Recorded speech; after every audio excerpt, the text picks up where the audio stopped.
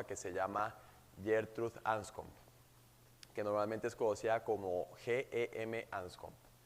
Ahora fíjense, ella es el primer autor del que vamos a hablar como en este ciclo, y es quizá el autor más pequeño de todos.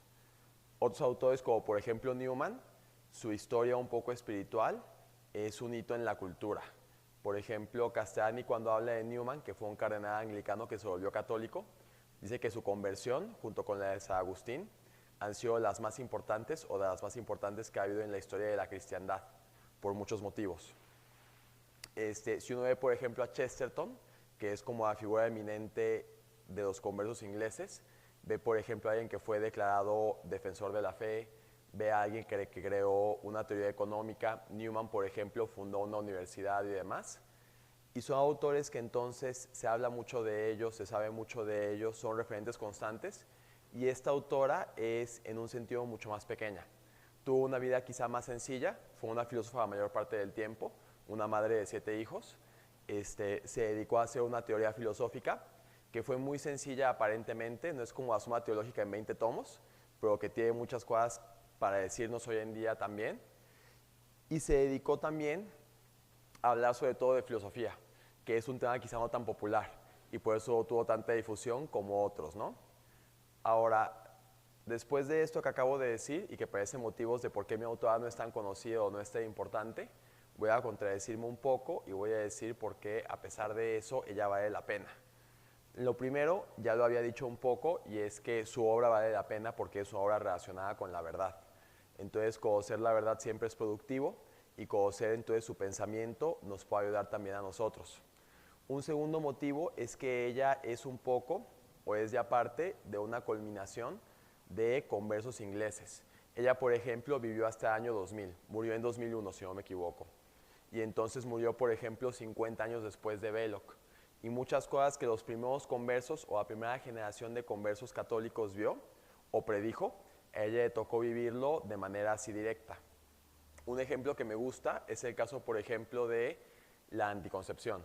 Chesterton, por ejemplo, tiene una frase más o menos famosa, quizá la digo un poquito mal, pero dice básicamente que habrá una nueva religión que exaltará la lujuria, pero condenará la fecundidad. Y muchos pensaron que eso se veía en el tema de los anticonceptivos, aunque a él no le tocó verlo. La píldora era del 60 y él murió en el 36. En cambio, a Anscombe le tocó verlo, y de hecho ella está en la universidad cuando se estaba promocionando la píldora. Y ella hizo, por ejemplo, un escrito en contra de eso. Y decía que de aprobarse la píldora y la anticoncepción, eventualmente se aprobaría también el aborto, y se considera que cualquier conducta sexual sería indiferente, ¿me doy a entender? Algo muy chistoso es que en su época la tacharon de que estaba siguiendo a las enseñanzas católicas de manera ciega y de que le faltaba pensamiento como crítico, ¿no? Pero parece que el tiempo le terminó dando la razón. Y es un tema además muy curioso. Los anglicanos, o sea, los protestantes ingleses, eran los protestantes más parecidos al catolicismo. Y era por lo mismo quizá los menos malos. Pero uno de los primeros puntos que tuvieron una diferencia muy fuerte fue el tema de la anticoncepción, porque ellos sí decidieron aceptarla. Y hay, por ejemplo, un converso no inglés sino americano que se llama Scott Hahn, que tiene un libro muy bonito sobre su conversión llamado Roma Dulce Hogar. Y cuando él cuenta sobre el tema, que fue una conversión en conjunto con su mujer, el primer tema que hizo que se dieran cuenta de eso eran los anticonceptivos. Porque después también iba como a clases de teología en la universidad, y cuando llegaban a esas clases estaba en el tema de la concepción, ¿no?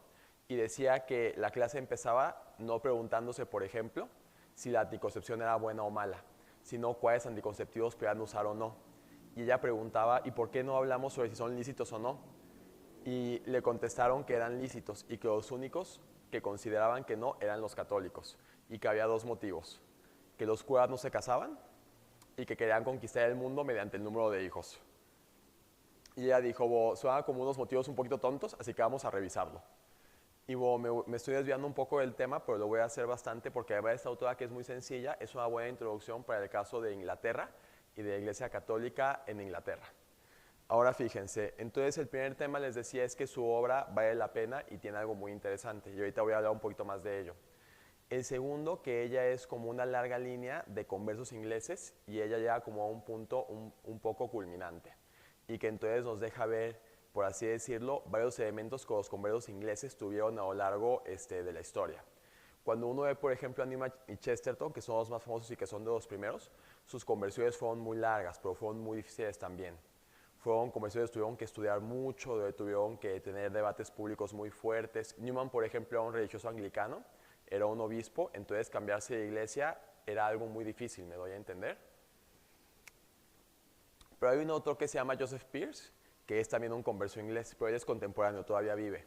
Y de hecho hace muchos trabajos, lo pueden encontrar en YouTube y demás, sobre literatura en general y religión. Tiene trabajos muy bonitos del Señor de los Anillos, tiene trabajos sobre T.S. Eliot y demás, de todos estos conversos y católicos ingleses. Y tiene la historia de su conversión en un libro que se llama Mi carrera con el diablo, que habla de cómo pasó de ser un neonazi a volverse un católico practicante, ¿no?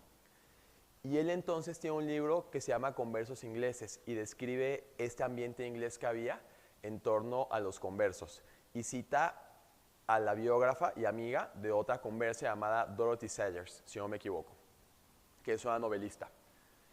Y dice que era un ambiente y que fue un momento donde muchísimas mentes brillantes tuvieron oportunidad de intercambiar su pensamiento y alimentarse mutuamente.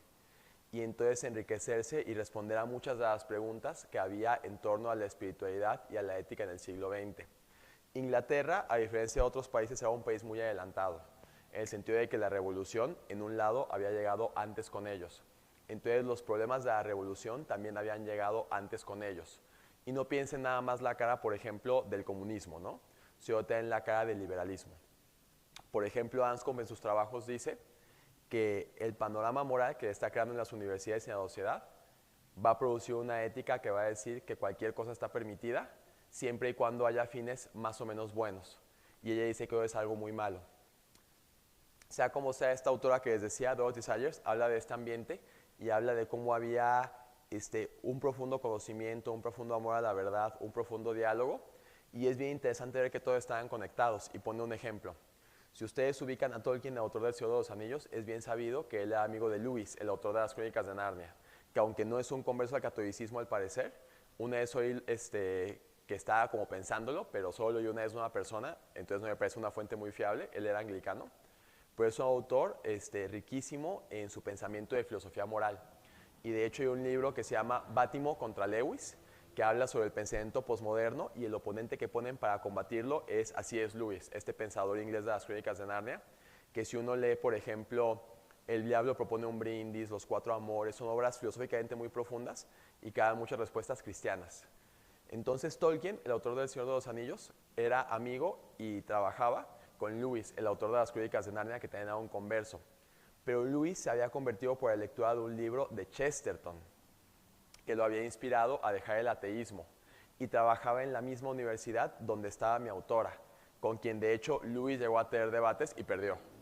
Entonces era un ambiente de profunda espiritualidad, de profundo pensamiento, y por lo tanto empezó a florecer obras muy muy ricas, muy muy importantes, que pueden ser también foco de inspiración para nosotros.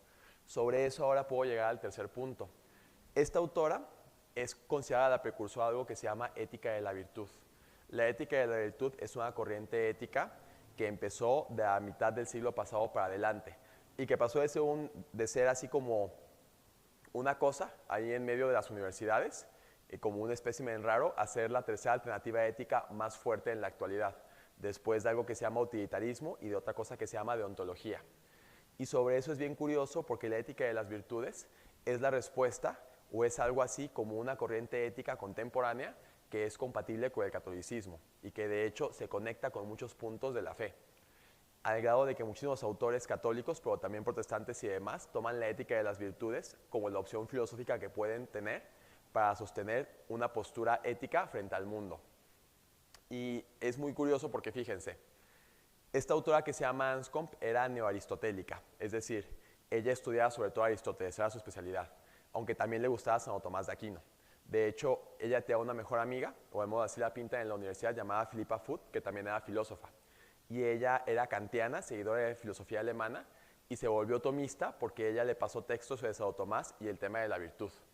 Algo muy curioso, esta mujer no se convirtió y murió, según esto, siendo atea, al menos por lo que he visto. Que yo sé cómo puede pasar esto, que haya alguien que sea ético de la virtud o tomista y sea ateo o protestante. Pero más de uno existe, ¿eh? Y lo más divertido es que a veces son buenos. Hay uno que se llama, por ejemplo, Jonathan Ramos, que a veces la verdad da cátedra y es un tomista protestante. A veces también la verdad es un desastre y dice puras herejías, pero muchas veces él tiene que dar la cara por los católicos. Tuvo un debate, por ejemplo, sobre el aborto contra un católico y él era el que defendía que el aborto estaba mal, ¿no? Y bueno, también eso qué quiere decir, lo hace porque tiene buena filosofía de fondo. Y les iba a hacer un comentario sobre esto. La ética de la virtud, ella no la desarrolló todavía por completo, ella puso las bases. Y quien lo iba a estudiar después se llama Alasdair MacIntyre, que es un filósofo inglés también. Y él empezó también su camino filosófico y su camino también en la fe debido a Aristóteles y a Anscombe. Porque viendo un poco la lectura de los autores clásicos decía, es que ellos hablan de un mundo que no es nuestro mundo, de un mundo premoderno. Pero este mundo premoderno quizá tiene respuestas y también tiene preguntas para nuestro mundo que nos puede servir. Algo muy curioso es que este autor, MacIntyre, entonces empezó a leer y demás e hizo un libro que se llama Tras la virtud, que fue como la inauguración un poco de la filosofía o de la ética de las virtudes, y que fue un libro muy importante. Pero él decía que Santo Tomás no había sido un buen lector de Aristóteles, y sobre todo en el tema de la ética, la virtud, la moral. Pero él siguió estudiando, siguió leyendo, y en un libro posterior que se llamaba Racionalidad, es que en español es Justicia y Racionalidad, él dijo que se había equivocado y que se daba cuenta de que Santo Tomás era en realidad el buen lector de Aristóteles que había continuado la obra de y que la había logrado resolver. Y este filósofo al final se hizo católico. Y de hecho todavía es católico porque es muy mayor, pero todavía no muere. Y para que vean esto de cómo la buena filosofía y un buen pensamiento puede terminar llevándolos a la fe. Y sobre esto hay algo muy curioso. Les mencionaba esta amiga de ella que se llama Philippa Foot, que era atea. Ella sí ya murió. A pesar de que ella era atea, tiene por ejemplo un libro que se llama Vicios y Virtudes, donde ella está en contra del aborto. Si no me equivoco fue la versión final que tuvo. ¿Por qué motivo? Porque no es una cuestión de fe. Y por eso, aunque ella no practicaba la religión católica o la religión cristiana, sabía que estaba mal.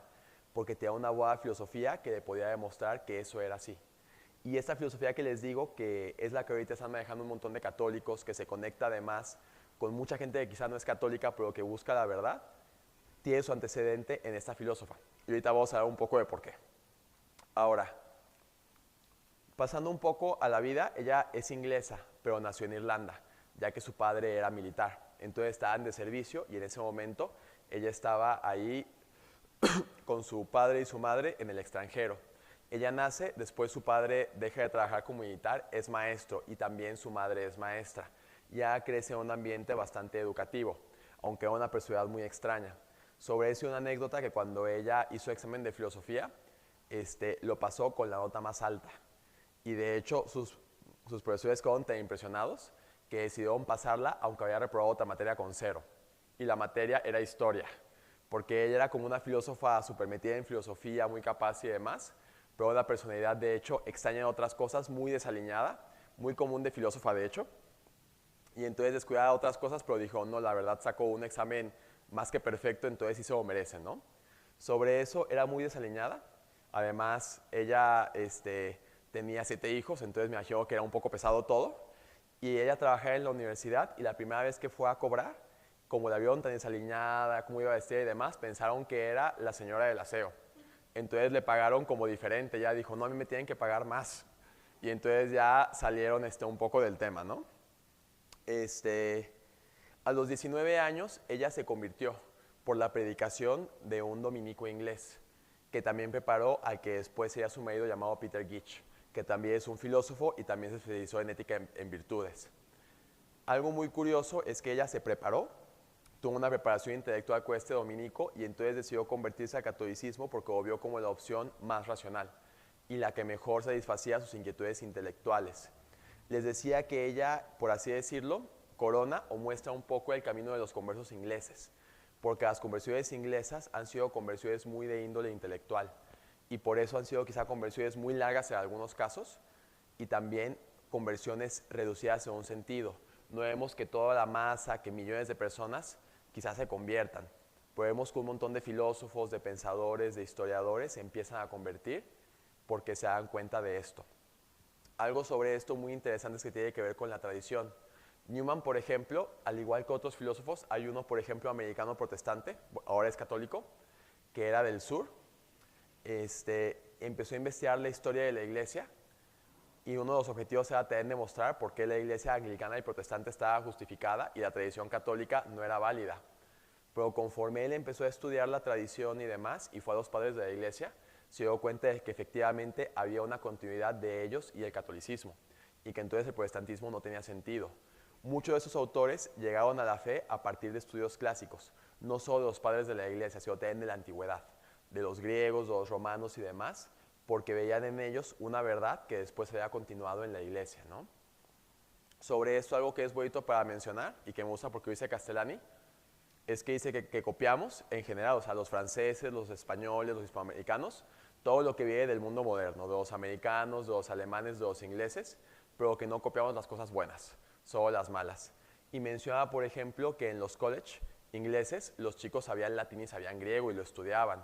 Y por eso cuando un chico entraba a la universidad tenía el nivel de un universitario que acababa de salir de nuestras universidades, ¿me doy a entender?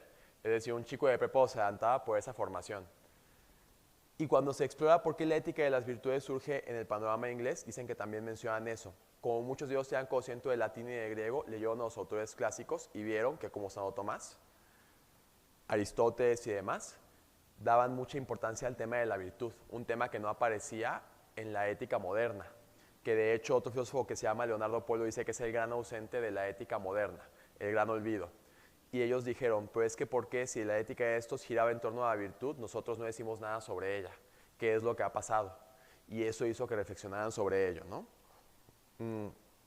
Sea como sea, ella se convirtió por la predicación de este dominico inglés, que también preparó al que se iba a ser su marido. Yo para esto, que se me olvidó decirlo, me basé en un libro que se llama J.M. Anscombe, Acción Intencional, que es un libro sobre su filosofía, pero un fragmento del libro más o menos amplio se dedica a su vida, ¿no? Y también por eso sé varias de estas cosas que les estoy diciendo.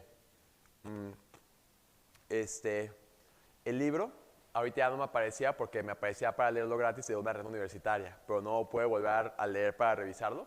Y lo que quería comentar, aunque es un dato que tengo que revisar, es que algo que impresionó mucho tanto a ella como a su marido eran los mártires ingleses.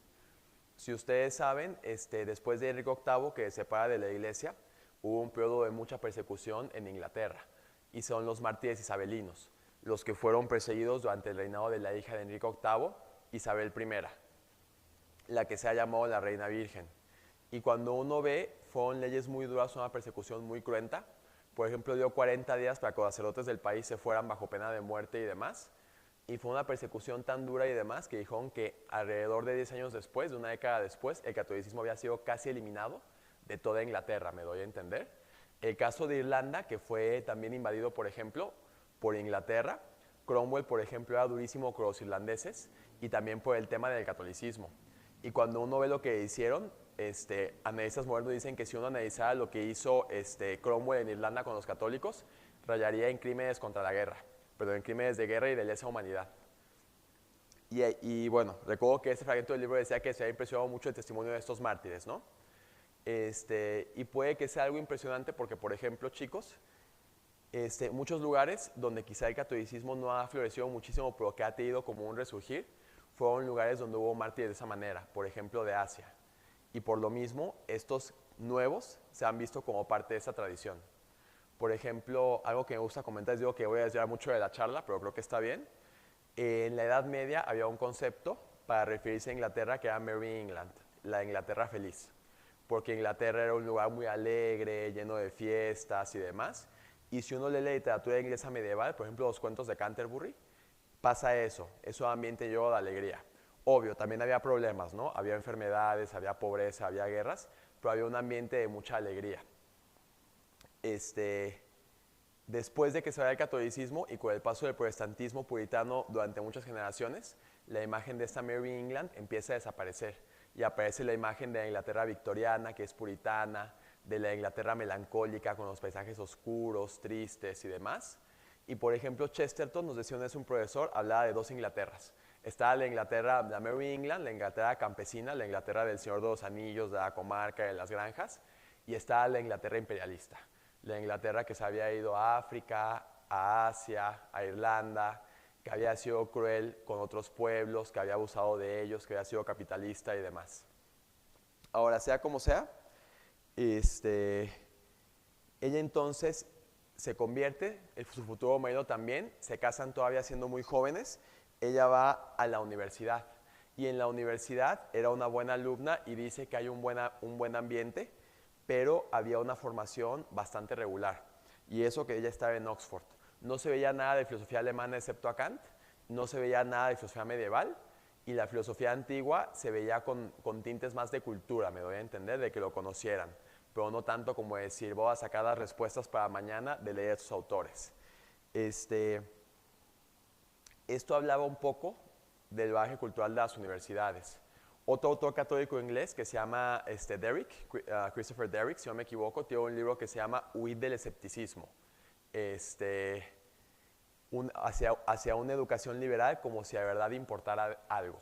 Y él habla de este ambiente intelectual que había en las universidades en los 60s. Él dice que el escepticismo, la idea de que no hay que creer en nada, de que lo bueno y malo es igual, o sea, de que no hay ninguna diferencia, es el mayor enemigo que hay para la actividad intelectual. La actividad intelectual, pensar, es afirmar o negar algo. Decir, yo creo que esto es verdad, o yo sé que esto es verdad, o que esto está mal, y luego intentar justificar esto, ¿me doy a entender?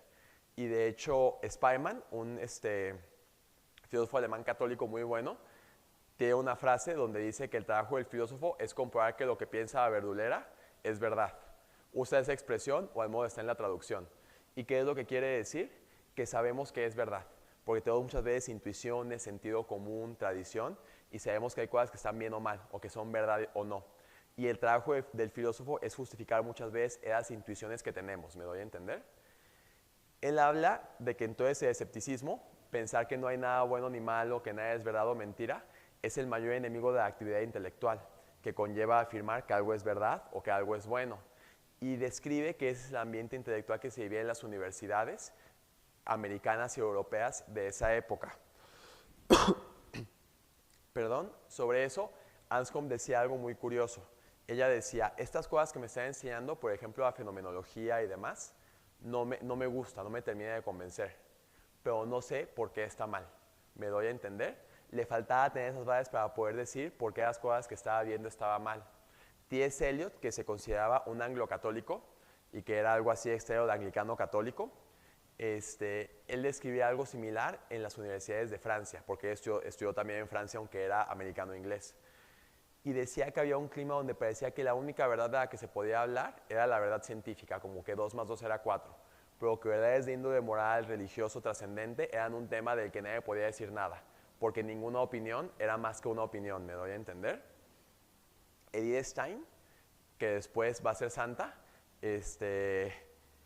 ella trabajó también, estuvo en universidades y estuvo con un filósofo muy famoso que se llama Husserl, que es el padre de la fenomenología. Y había cosas muy interesantes, pero había esta cosa de que si uno no daba el salto, esta fenomenología se podía quedar en un ateísmo, en decir, no puedo afirmar nada que sea verdad ni mentira. ¿Me doy a entender? Entonces, ella estaba en ese ambiente y veía que faltaba eso. Y más adelante, algo que os puede decir eso es la importancia de tener ese bagaje cultural que ha dado el cristianismo y la tradición.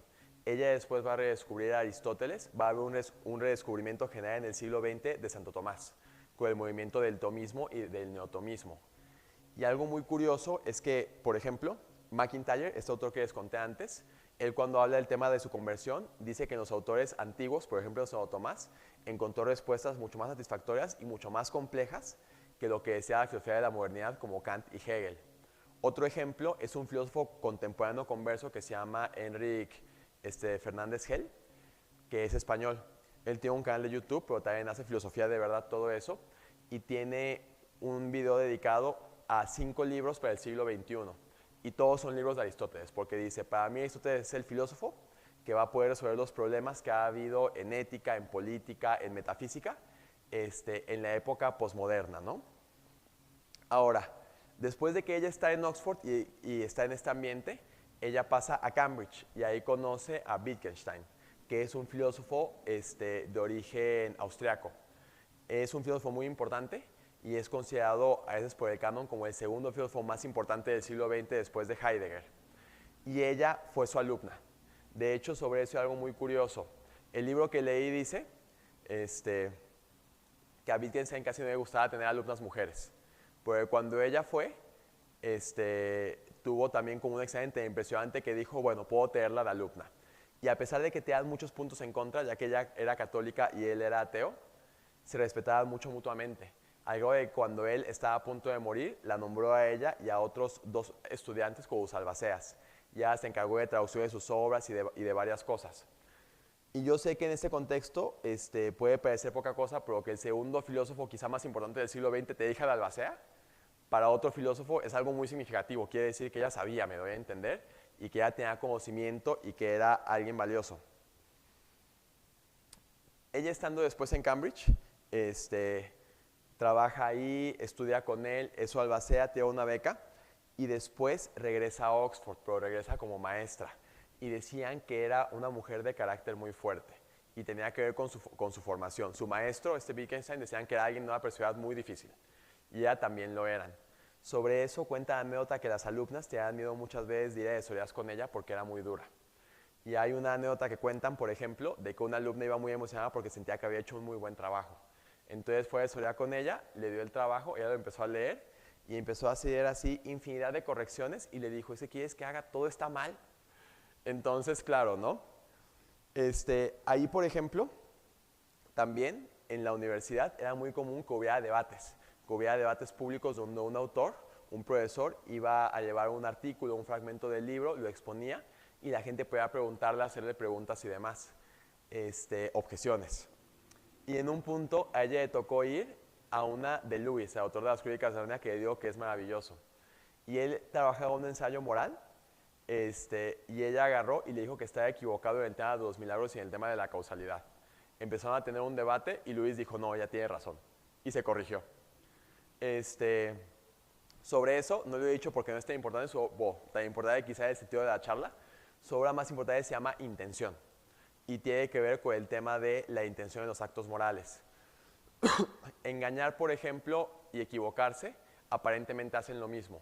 Uno dice información que es equivocada, o que es falsa, si prefieren.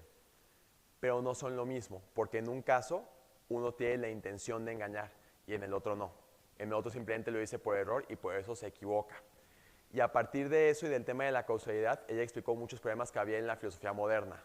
De hecho, algo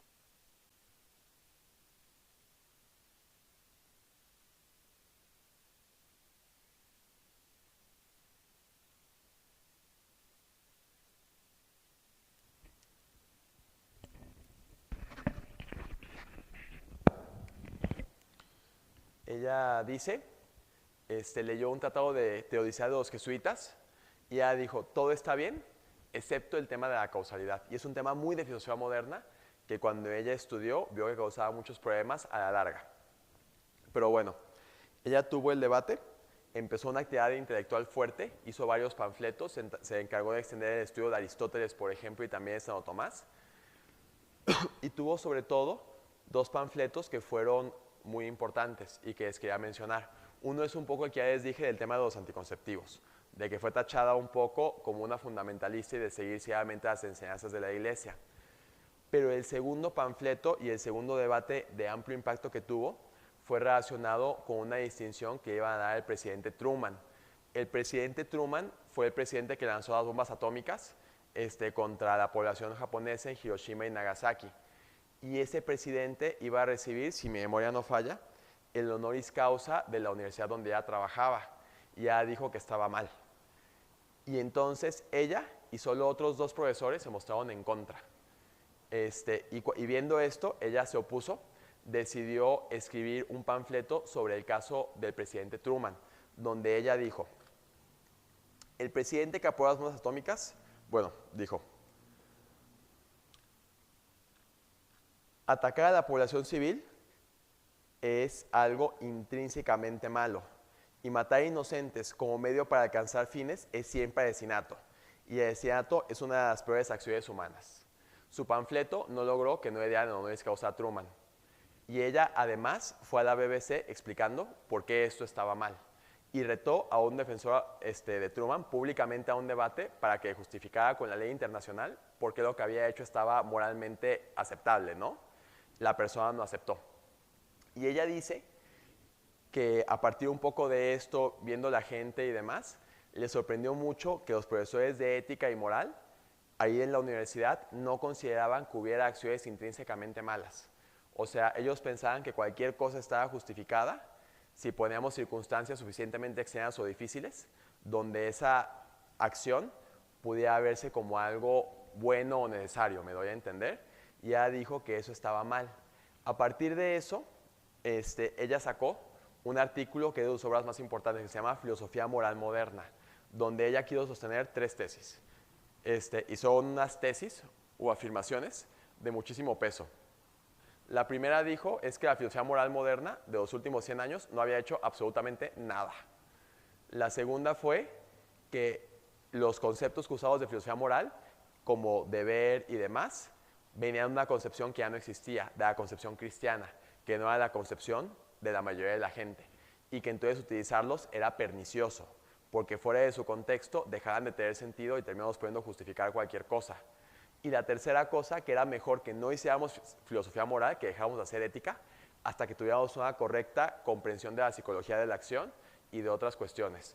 Este artículo fue extremadamente importante y bueno, les voy a hablar un poco sobre él y un poco de los problemas que había en la filosofía y de cuál fue la teoría que ella propuso.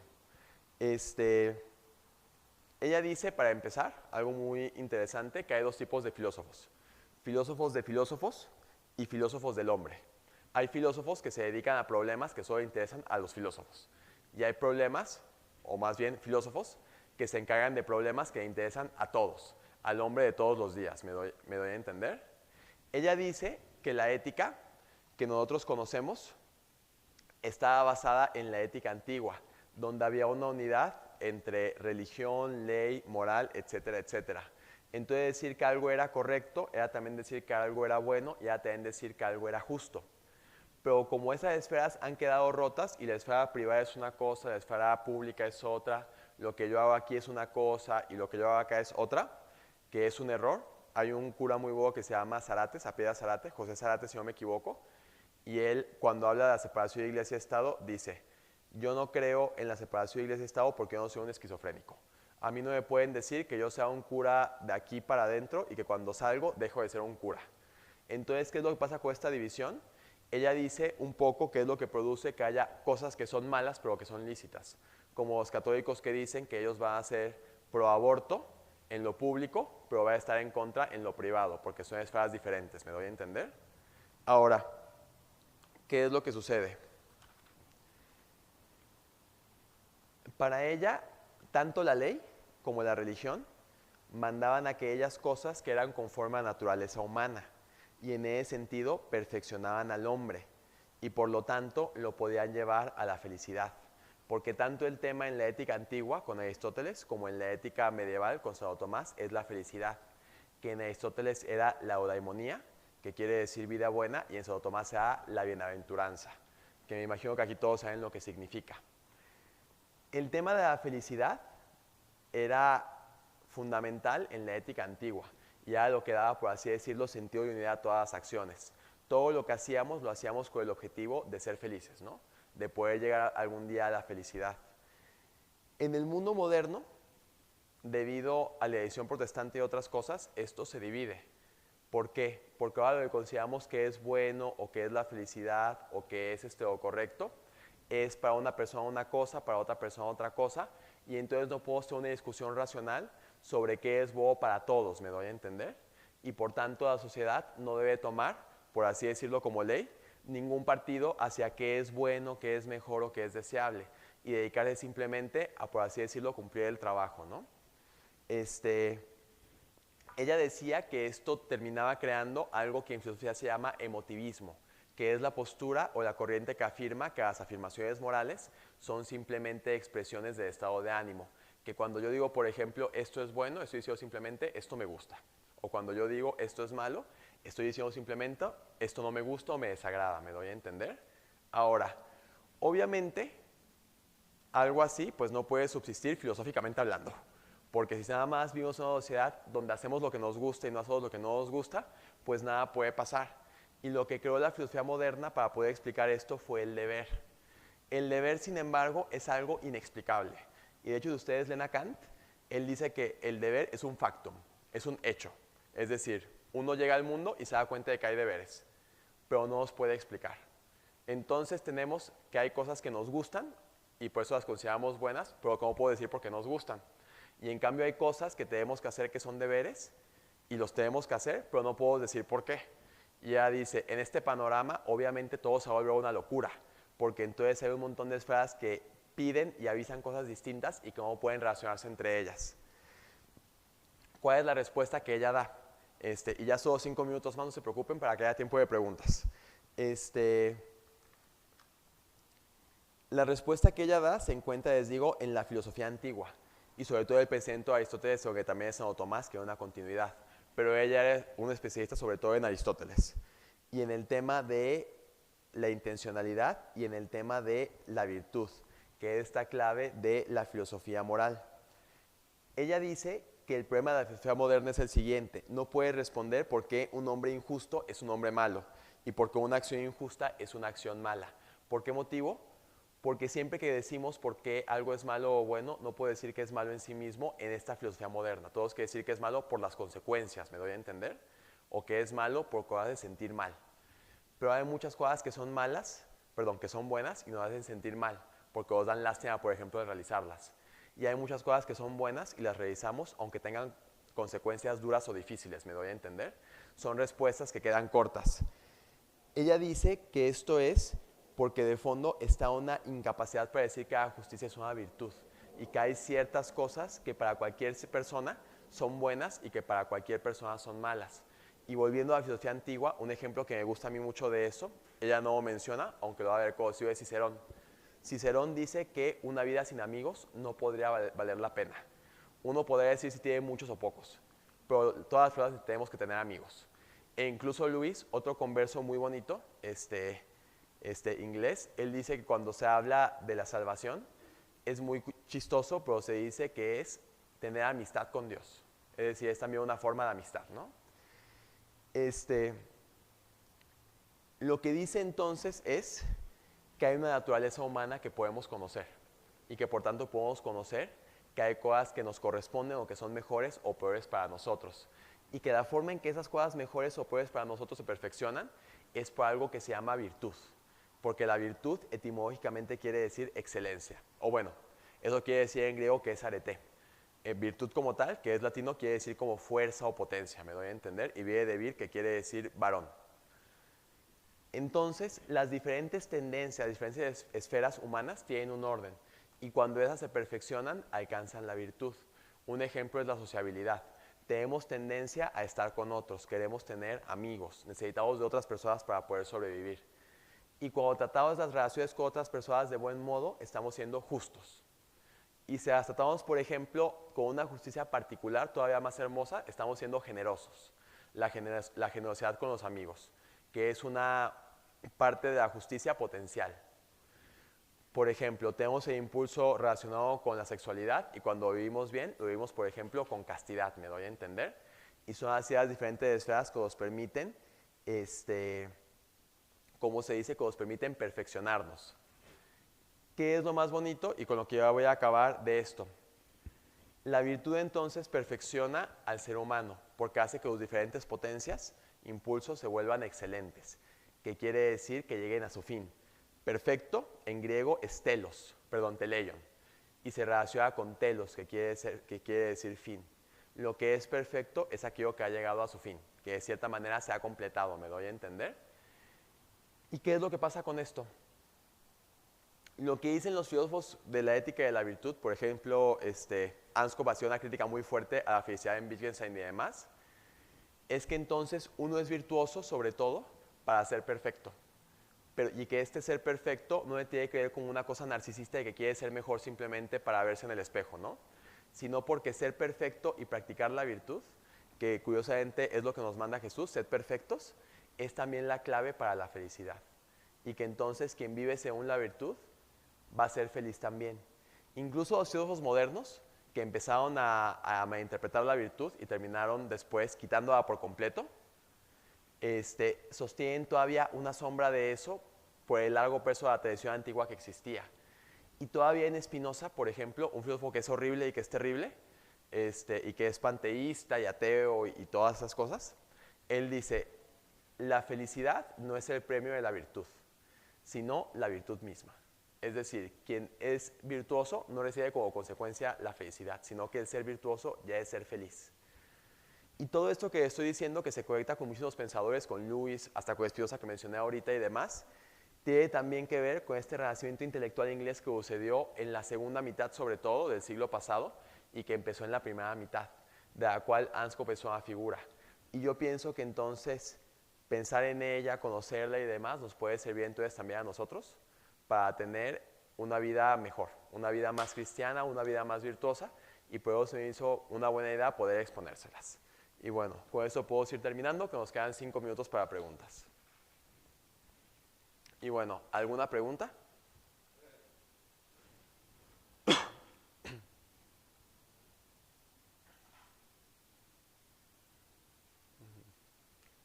Pueden ser preguntas de los otros conversos que vamos a tratar, por ejemplo. Ajá.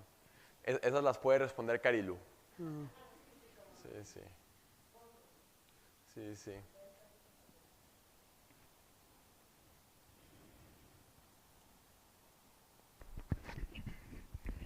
Gracias, Jorge.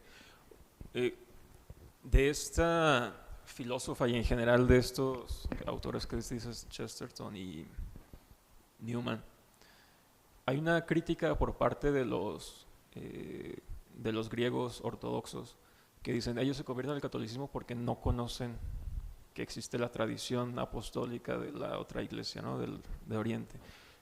Ellos en algún momento, y en específico con esta filósofa, tratan el tema de decidí irme al catolicismo y no a otras otras iglesias apostólicas cristianas como la de los griegos, por esto o por aquello, o no.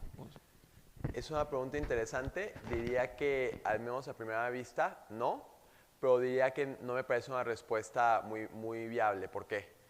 Porque ellos pertenecen a una tradición muy occidental.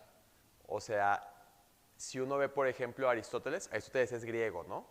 Pero no crean que se relaciona tantísimo con la iglesia griega, que se relaciona quizá más con la iglesia occidental. ¿Por qué motivo? Porque toda la teología católica occidental con Santo Tomás y demás, en realidad se alimenta de Aristóteles y de Platón, me doy a entender.